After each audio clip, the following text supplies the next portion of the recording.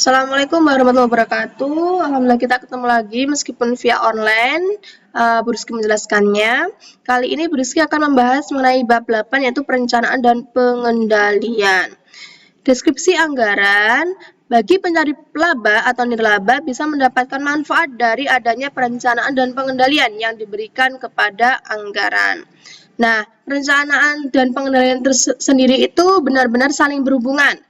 Perencanaan adalah pandangan ke depan untuk melihat tindakan apa yang seharusnya dilakukan agar dapat mewujudkan tujuan-tujuan tertentu. Sedangkan pengendalian melihat ke belakang menentukan apakah yang sebenarnya terjadi dan membandingkannya dengan hasil yang direncanakan sebelumnya. Perencanaan terbagi atas rencana strategi, kemudian tujuan jangka panjang, jangka pendek, ada rencana jangka pendek, anggaran, dan umpan balik. Dengan adanya perencanaan tadi, kemudian yang dikendalikan apa pengendaliannya? Ada pengawasan aktivitas aktual, aktivitas sebenarnya. Kemudian membandingkan antara yang sebenarnya terjadi dengan yang direncanakan. Apakah sudah sesuai atau belum, kemudian diinvestigasi. Bila ada kekurangan, maka akan dikoreksi tindakan tersebut. Kemudian langsung ke manfaat anggaran. Yang pertama, memaksa para manajer untuk melakukan perencanaan. Jadi di sini anggarannya direncanakan. Kemudian memperbaiki keputusan. Kemudian memberikan standar yang dapat mengendalikan penggunaan berbagai sumber daya perusahaan dan memotivasi karyawan. Yang terakhir yaitu membantu komunikasi dan koordinasi secara formal. Anggaran mengomunikasikan rencana organisasi pada tiap karyawan. Jadi semua karyawan dapat menyadarinya peran dan dalam perencanaan tujuan-tujuan tersebut. Kemudian ada menyiapkan anggaran induk. Pertama, anggaran induk atau master budget adalah rencana keuangan komprehensif bagi organisasi secara keseluruhan. Anggaran induk biasanya untuk periode 1 tahun sesuai dengan tahun fiskal perusahaan. Ada anggaran kontinu atau continuous budget. Adalah anggaran 12 bulan yang terus bergerak. Saat 1 bulan anggaran telah lewat, 1 bulan tambahan untuk masa mendatang ditambahkan sehingga perusahaan selalu memiliki rencana selama 12 bulan di tangan mereka. Kemudian mengarahkan dan mengordinasikan. Komite anggaran meninjau anggaran, kemudian menyediakan petunjuk kebijakan dan tujuan anggaran, menyelesaikan perbedaan yang timbul saat anggaran disiapkan, menyetujui anggaran akhir, dan mengawasi kinerja aktual seiring dengan berjalannya tahun.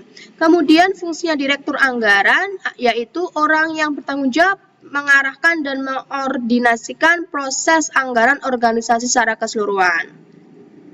Kemudian ada komponen-komponen utama anggaran induk. Anggaran operasional mendeskripsikan aktivitas yang menghasilkan pendapatan bagi suatu perusahaan, penjualan, produksi, dan persediaan barang jadi. Anggaran keuangan merinci aliran masuk dan keluar kas, serta posisi keuangan secara umum. Kemudian menyiapkan anggaran operasional, ada anggaran penjualan. Nah, anggaran penjualan ini adalah proyeksi yang disetujui komite anggaran yang menjelaskan penjualan yang diharapkan dalam 1 unit dan uang. Langsung saja ya ke penjelasannya. Nah, ini. Langkah pertama dalam pembuatan anggaran penjualan adalah mengembangkan prediksi penjualan. Prediksi penjualan hanyalah perkiraan awal. Prediksi penjualan diberikan kepada komite anggaran untuk dipertimbangkan. Contohnya laporan 1 mengilustrasikan anggaran penjualan. Untuk ini kaos standar Texas Rex. Untuk memudahkan, anggaplah Texas Rex hanya memiliki 1 produk kaos standar berlengan pendek dengan logo Texas Rex yang dicetak di bagian belakang. Ini contohnya. Laporan pertama untuk tahun berakhir 31 Desember 2008. Kuartal 1, 2, 3, 4. Unitnya 1000, 1200, 1500, 2000 sehingga totalnya 5700. Harga jual per unitnya bisa kita lihat ya, ada 10 US dollar semua. Sehingga kita ketemu anggaran penjualannya 10.000 US dollar, kemudian 12.000 US dollar, 15.000 US dollar, yang terakhir 20.000 US dollar. Sehingga tahunnya Jadi total per tahunnya 57.000 US dollar. Kemudian lanjut ke anggaran produksi, menjelaskan banyaknya unit yang harus diproduksi untuk memenuhi kebutuhan penjualan dan kebutuhan persediaan akhir.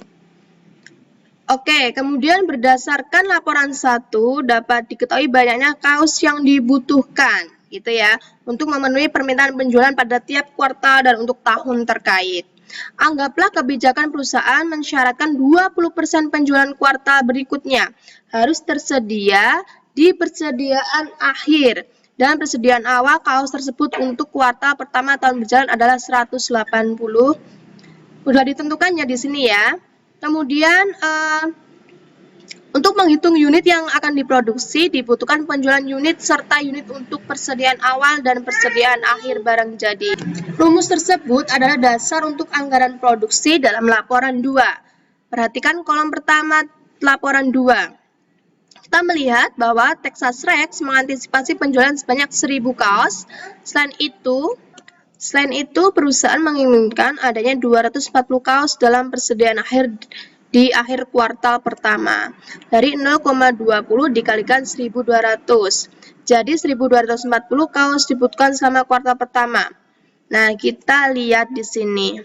Tadi ini adalah unitnya yang baris pertama, kemudian persediaan akhir yang diinginkan 240 ini didapatkan dari 20% dari unit penjualan selanjutnya. Dari 240 didapatkan dari 20% ini 20% ini dikalikan kuartal berikutnya yaitu 1.200. Kemudian 300 didapatkan dari 20% dikalikan 1.500, 400 ini didapatkan dari 20% dikalikan 2.000. Kemudian untuk 200 ini adalah pada penjelasannya bahwa pada akhir tahun itu harus sama dengan jumlah tahunnya, gitu ya. Kemudian dijumlahkan masing-masing, kemudian dikurangi persediaan awalnya. Nah, untuk persediaan awal di sini 180. Oke, sudah dijelaskan ya di sini ya. 180. Kemudian yang kedua ini 240 dari turunan ini. Nah, persediaan akhirnya. Jadi untuk persediaan awal di sini didapatkan dari persediaan akhir di tahun atau kuartal sebelumnya. Ini 300 dari persediaan akhir kuartal kedua. Kemudian 400 dari persediaan akhir kuartal 3. Sehingga untuk jumlah tahunnya di sini, tahun akhir ini disesuaikan dengan persediaan awalnya di sini. Tuh. Kemudian anggaran pembelian bahan bakunya. Oke, untuk 200 ini ini ya penjelasannya ya. Nah, ini 200 kemudian 180 gitu. Next ke anggaran pembelian bahan baku langsung. Menyatakan jumlah dan biaya bahan baku yang dibeli tiap periode.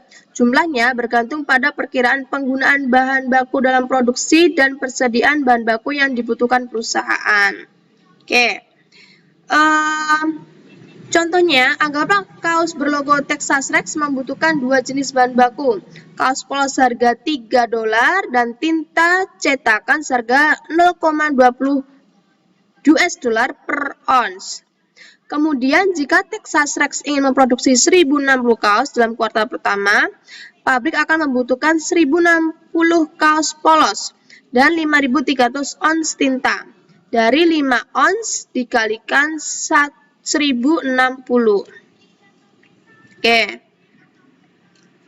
Oke. Ini ya, pabrik membutuhkan 1 kaos dan 5 ons tinta gitu ya. Jadi sudah ada info di sebelumnya. Pembelian rumusnya bahan baku langsung yang dibutuhkan untuk produksi ditambah bahan baku langsung